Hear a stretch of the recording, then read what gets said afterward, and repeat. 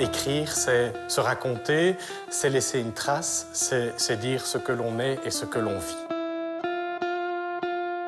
Je suis Luc Zomers, directeur du lycée Maria Assumpta de Laeken. Moi, j'aime bien lire des livres, principalement des romans, donc oui, je vais souvent en bibliothèque ou acheter des livres en magasin. C'est pas nécessairement des livres, mais aussi parfois des BD ou des mangas. Je me présente, je m'appelle Géraldine Rémy, je suis professeure de français au lycée Maria Assumpta. Je m'appelle Alexandre Vanouk, je suis étudiant en communication et j'ai écrit Le Valet de cœur, publié par la Fondation Laure Nobels. J'ai pris connaissance de la Fondation Laure Nobels grâce à ma professeure de français, à qui j'avais donné mon manuscrit pour lui demander des conseils, et elle m'a recommandé de me lancer pour le concours et de proposer mon roman. Et il faut surtout redonner le goût de l'écriture, c'est-à-dire montrer que l'écriture, ça permet de laisser une trace, de raconter quelque chose de singulier que l'on a vécu ou que l'on vit et que l'on peut partager à d'autres. Et donc il faut que les profs aujourd'hui soient très créatifs, et pour la plupart ils le sont, en faisant appel à des techniques d'écriture et à des mises en contexte pour les exercices d'écriture qui soient différents de la dissertation pure et dure. Le travail que je fais donc, avec les élèves et avec les livres de la Fondation Laure Nobel se déroule en plusieurs étapes. La première étape, c'est au tout début de l'année, je présente les livres. Et c'est un instant très chouette pour nous tous parce que tous les auteurs sont belges et sont jeunes, et donc les élèves peuvent très vite s'identifier à eux. Et pour les élèves, ça a de l'importance. Ça les encourage à lire. Ils préfèrent vraiment commencer par un livre qui est accessible et qui est plus court. Tous les livres que j'ai lus pour le moment proposaient un contenu proche de l'univers des élèves, en fait. Par exemple, ici, Alexandre Vanouk, il a écrit ce livre quand il avait 15 ans, et ça parle vraiment d'une étudiante qui termine son année et qui organise une fête. C'est un univers dans lequel les élèves peuvent se projeter. C'est un univers dans lequel ils se projettent, en fait. Donc, d'un point de vue contenu, d'un point de vue format, ce sont vraiment des livres qui attirent les élèves de leur âge, clairement. Moi, j'avais l'impression que le livre n'était pas terminé. Donc, je pensais en fait qu'il allait avoir un deuxième tome, parce que la fin, elle est vraiment surprenante. Et donc, j'ai voulu aussi en parler en classe. J'ai bien aimé le fait qu'il soit court, parce que je trouvais que du coup, on ne s'ennuyait pas et les choses n'étaient pas tirées en longueur. Il y avait tout le temps des surprises et du suspense, donc ça, j'ai bien aimé. Et il y avait autant de descriptions et autant de dialogues. C'est pas comme, par exemple, à Émilie Zola, qu'il y a vraiment beaucoup de descriptions ou quoi, donc c'était bien. Bon, alors les gars, est-ce que vous avez bien tous lu Le Valet de cœur? Oui. Vous avez aimé? Oui. Oui? Vous voulez m'en parler? Qu'est-ce que vous en avez pensé? Une fois que le livre a été lu, je prends contact avec l'auteur pour qu'il vienne en classe, pour qu'il vienne parler de son livre. Et pendant ce laps de temps, on construit les questions qu'on va lui poser en classe, ensemble. On essaie de faire des questions très littéraires, mais aussi plus personnelles, aussi des questions originales. Qu'est-ce que vous avez pensé de la fin? Est-ce que quelqu'un avait pu anticiper la fin? Non. Mais j'aimais bien que le fait que le père soit un psychopathe. Quelle question vous aimeriez bien lui poser? Clarisse. Moi, j'aimerais bien savoir comment il a trouvé l'inspiration par rapport à la fin, et comment il s'est mis dans le personnage, et comment il a pu trouver quelque chose d'aussi insolite, peut-être. Parfait, super, d'accord. Je trouve qu'il faudrait s'inquiéter sur le fait du père qui est un peu héroïque. D'accord. Le côté... Comment il a pu imaginer un père pareil, et est-ce qu'on doit s'inquiéter pour lui, du coup? Ok, très bien. D'autres questions qui vous intéressent, Kosovar? Qui l'a aidé aussi pour écrire, enfin si l'imagination est venue toute seule, bien si quelqu'un l'a aidé à écrire. Quoi. Qui l'a inspiré? Ouais. Parfait, Armand. Si un grand réalisateur, genre Spielberg, voulait faire un film, quel acteur il voudrait mettre à la place d'Alice? Pas mal. Quel acteur il voit dans la peau de ses personnages? Quel serait son sentiment s'il voyait quelqu'un lire son livre dans la rue? Intéressant. Bon, eh bien les gars, je vous présente Alexandre Vanouk. Quand l'auteur arrive en classe, on forme un cercle et on commence d'abord par se présenter avec une information totalement inutile. C'est un truc que je fais souvent pour briser la glace. Et puis chaque élève pêche tour à tour une question, on la soumet à Alexandre cette année. C'est quelque chose qui est très dynamique parce qu'il n'y a pas de blanc, il n'y a pas de malaise et la rencontre se passe très vite et très bien. Quelles sont précisément tes ressemblances avec Alice, l'héroïne de ton roman? Forcément, je pense qu'on met toujours un peu de soi quand on écrit. Après, j'ai quand même essayé de la faire plutôt différente de moi pour pas que ce soit juste simplement un reflet de ma personnalité, parce que ça aurait pas été super intéressant et j'aurais été vite limité en termes de création de personnages, parce que si tout le monde me ressemblait, ce serait pas super chouette à lire. Écrirais-tu un deuxième tome du Valet de cœur si ta maison d'édition te le demandait, contre un gros chèque? Ça dépend de la taille du chèque. Écris-tu des poèmes à ta petite amie? Je suis pas trop branché poésie. J'aime bien en lire, mais j'en écris pas spécialement. Quels sont les meilleurs conseils littéraires qui t'aient été donnés? Le meilleur conseil, c'était lance-toi, envoie-le à la fondation. Donc voilà, je crois que c'était le plus important de dire vas-y, t'as tes chances, fais-en quelque chose. J'ai adoré ton livre, mais je me demande où tu as trouvé l'inspiration de ce père névrosé. Devons-nous nous inquiéter pour toi? Est-ce un appel à l'aide? Alors pour le moment, je suis pas encore un père névrosé. Peut-être névrosé, mais pas encore un père du moins. Non, j'espère ne pas finir comme lui. As-tu été confronté à des réactions négatives concernant ton livre? J'ai eu des retours sur peut-être certains aspects. À ce moment-là, c'était pas tellement crédible, ou c'était bien, mais on sent que l'écriture est un peu jeune, ou des choses comme ça. Quel conseil donnerais-tu à quelqu'un qui veut écrire un livre? Je crois qu'il faut juste essayer d'y aller, vraiment se lancer. Et c'est vrai que parfois, ça va donner des choses plutôt mauvaises. Tout ce qu'on peut faire nous sert d'expérience.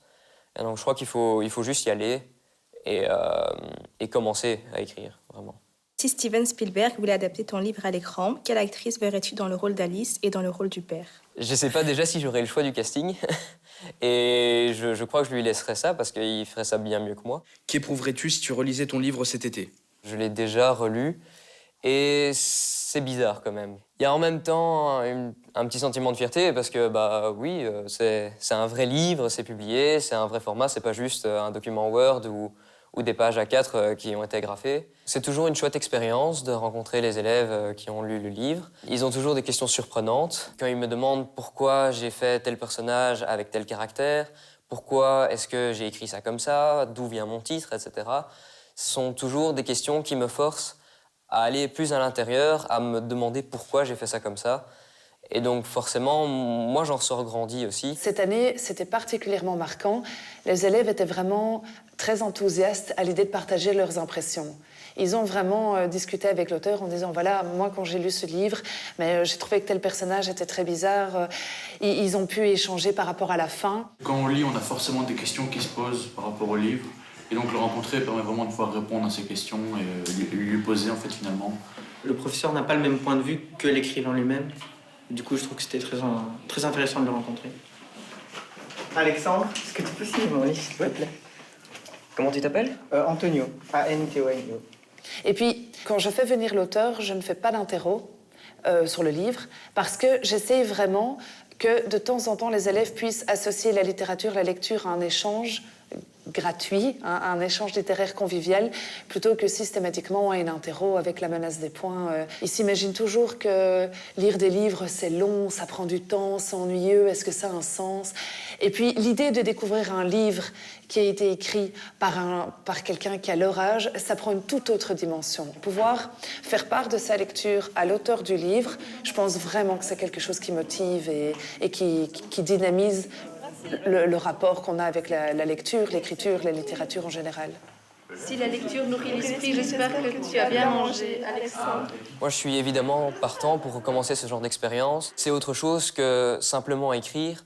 C'est là qu'on se rend vraiment compte de l'impact que ça peut avoir sur les gens qui lisent et aussi se rendre compte de comment ce qu'on a écrit a été perçu par un public. J'espère pouvoir leur apporter l'envie d'écrire ou au moins la motivation de se lancer et éventuellement de finir quelque chose et pourquoi pas de le proposer à un concours. La façon dont il abordait les différentes phases de son écriture. Il a commencé par écrire une histoire, il ne savait pas si ça allait aboutir à quelque chose, si elle valait la peine d'être racontée, et puis il a cessé d'écrire pendant quelques mois, puis il a repris son manuscrit, il a réécrit, et je pense que c'était très sympa pour les élèves de se dire que c'était pas si facile, que c'était pas si linéaire, et en même temps, qu'Alexandre Vanouk est vraiment quelqu'un de tout à fait normal et que chacun peut s'y mettre et chacun peut tester, ça peut donner quelque chose. Pas forcément un roman, mais peut-être une petite histoire ou une petite nouvelle. Comme ça, ouais. Il y a eu de très chouettes moments pendant les rencontres. Il y a 2 ans, donc c'était la première fois qu'Alexandre Vanouk venait nous parler de son livre, il y a une de mes élèves qui, après, m'a demandé de relire des poèmes qu'elle avait écrits. Et je trouvais ça très chouette. Je me suis dit, si ce genre d'échange, si ce genre de rencontre peut provoquer ce genre de déclic, tiens, moi aussi j'écris des poèmes, et au fond, pourquoi ne pas les montrer à mon professeur de français? Mais je pense que c'est tout à fait le genre d'initiative qu'il faut soutenir. Ça reste dans le cadre du cours de français, mais c'est plus chouette à apprendre et ça enrichit aussi l'esprit. Ce qui est particulier avec la Fondation L'Or Nobels, c'est que les auteurs sont jeunes, et je trouve que ça change tout pour le contact. Quand Alexandre Vanouk est rentré dans la classe, c'était un peu un modèle pour les élèves. C'était très chouette de pouvoir se dire, il a 20 ans, il a écrit ce livre quand il avait 16 ans, on a le droit de lui poser des questions plus personnelles. Il y a un contact qui est peut-être plus franc, plus convivial, plus direct. Je pense que c'est ça. Parfois, on a des stéréotypes à propos de l'écrivain qui écrit un livre, et ça a permis d'éclaircir plusieurs questions. Donc je pense que pour les autres élèves de notre âge, ça peut être aussi intéressant. Parfois, il y a des jeunes qui s'intéressent à la littérature et qui voudraient écrire, mais du coup, quand on voit un livre, on a l'impression que ça paraît très grand et très, très long et très dur à faire. Et au final, quand on rencontre l'auteur, on se rend compte que c'est un jeune, quelqu'un de tout à fait normal, et que donc c'est accessible à tous. Alexandre, ici, quand il est rentré dans la classe, je pense qu'il s'est senti très proche des élèves. Il n'était pas tellement plus âgé. Une rencontre dans une classe, c'est le genre d'expérience que je crois que j'aurais jamais eu si j'avais été édité dans une autre maison d'édition, sans le cadre du concours, de la fondation. Et forcément, être si bien encadré, être suivi, ça encourage, ça motive à continuer. Le Valet de Cœur, c'est mon premier projet, mais j'ai pas du tout envie que ce soit le seul, ni le dernier.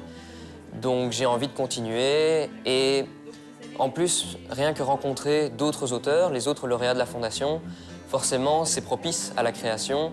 Et je crois que la Fondation, pour ça, offre de très belles opportunités que je n'aurais pas eues si j'avais essayé de me lancer tout seul. Faire venir un jeune auteur en classe est vraiment une expérience remarquable, et c'est pour ça que je soutiens vraiment mon professeur, Madame Rémy, par rapport à cette initiative. Ça permet, me semble-t-il, de montrer aux jeunes que les adultes sont capables de reconnaître qu'ils vivent des choses, eux, comme jeunes, extraordinaires, et qu'ils arrivent à mettre ces choses extraordinaires sur papier, et que nous, les adultes, on est aussi touchés par ce qu'ils écrivent et par ce qu'ils disent.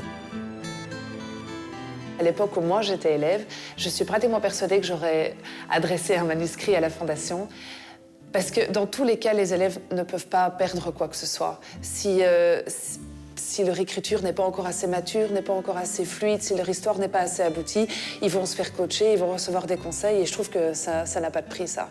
Surtout qu'on n'a pas forcément le temps de faire ça en classe. Je propose parfois des ateliers d'écriture, mais je n'ai pas le temps de coacher individuellement chaque élève, ça c'est pas possible. Et du coup, je trouve que c'est une merveilleuse initiative en fait.